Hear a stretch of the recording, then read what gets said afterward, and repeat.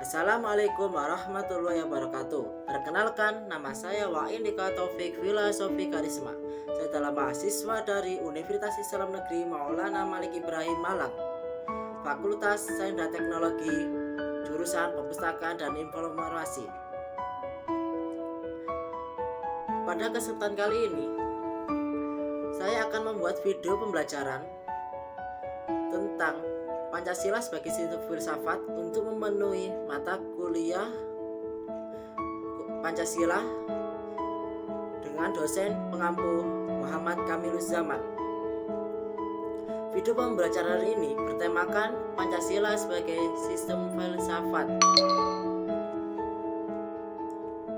Latar belakang yang mendalangi saya untuk membuat video pembelajaran tentang Pancasila sebagai sistem filsafat karena Pancasila terdiri atas 5 sila yang pada hakikatnya merupakan sistem filosofi. Yang dimaksud dengan sistem adalah suatu kesatuan bagian-bagian yang saling berhubungan untuk satu tujuan tertentu dan merupakan kesatuan yang utuh. Pancasila sebagai sistem filsafat adalah kesatuan dari berbagai unsur yang memiliki fungsi tersendiri, tujuan yang sama, saling ketertarikan dan ketergantungan. Pancasila dalam filsafat digunakan sebagai objek dan subjek.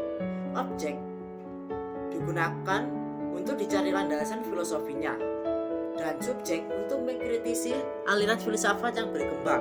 Maka dari itu, Pancasila harus menjadi orientasi pelaksanaan sistem politik dalam pembangunan sosial. Untuk mengetahui lebih dalam tentang Pancasila sebagai sistem filsafat, kita harus paham tentang pertama, apa itu sistem? Kedua, bagaimana Pancasila sebagai satu sistem? Ketiga, apa itu filsafat? Keempat, bagaimana Pancasila sebagai sistem filsafat? Pertama, apa itu sistem? Sistem berasal dari bahasa Yunani yaitu sistema, yang mempunyai pengertian suatu keseluruhan yang tersusun dari sekian banyak bagian dan hubungannya berlangsung di antara satuan-satuan atau komponen secara teratur. Jadi, dengan kata lain, sistema itu mengandung arti simpunan bagian atau komponen yang asing berhubungan secara teratur dan merupakan satu keseluruhan. Jadi, secara umum, sistem dapat diartikan kumpulan, grup, atau komponen yang saling berhubungan satu sama lain dan bekerja sama secara harmonik untuk mencapai satu tujuan tertentu. Kemudian kedua, bagaimana Pancasila sebagai satu sistem? Pancasila sebagai satu sistem memiliki unsur-unsur yang berbeda. Hal ini dapat kita lihat dalam sila-sila Pancasila yang memiliki ragam makna yang berbeda. Namun, sistem dalam Pancasila mempunyai satu kesatuan yang utuh dan bulat.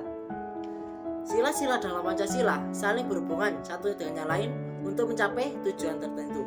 Dikatakan Pancasila karena sila Pancasila mencakup seluruh aspek kehidupan berbangsa dan bernegara.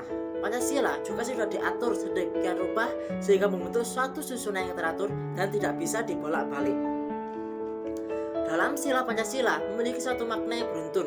Artinya, sila pertama lebih luas maknanya sehingga menjiwai sila-sila di bawahnya. Yang ketiga, pengertian filsafat.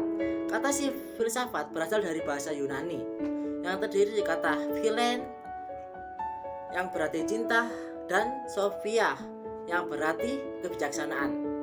Sehingga filsafat berarti cinta kebijaksanaan. Seorang filosof adalah pencinta, pendambah, dan mencari kebijaksanaan. Filsafat berarti pengetahuan dan penyelidikan dengan akal budi mengenai hakikat yang ada, sebab, asal, dan hukumnya. Teori mendasari alam pikiran atau suatu kegiatan hingga ke ilmu yang beritikan logika, estetika, dan lain-lain. Yang keempat, Pancasila sebagai satu sistem. Sistem filsafat adalah kumpulan ajaran yang terkoordinasi dengan ciri-ciri tertentu yang berbeda dengan yang lain. Misalnya sistem ilmiah. Satu sistem filsafat harus komprehensif, yang dalam arti tidak ada satu hal di luar jangkauannya. Kalau tidak demikian, maka hanya memandang realitas dari satu samping dan tidak memadai. Satu sistem filsafat dikatakan memadai kalau mencakup segala sesuatu penjelasan terhadap segala sesuatu. Pancasila juga mengandung nilai-nilai filosofis. Pancasila sebagai sistem filsafat bertolak dari teori-teori filsafat.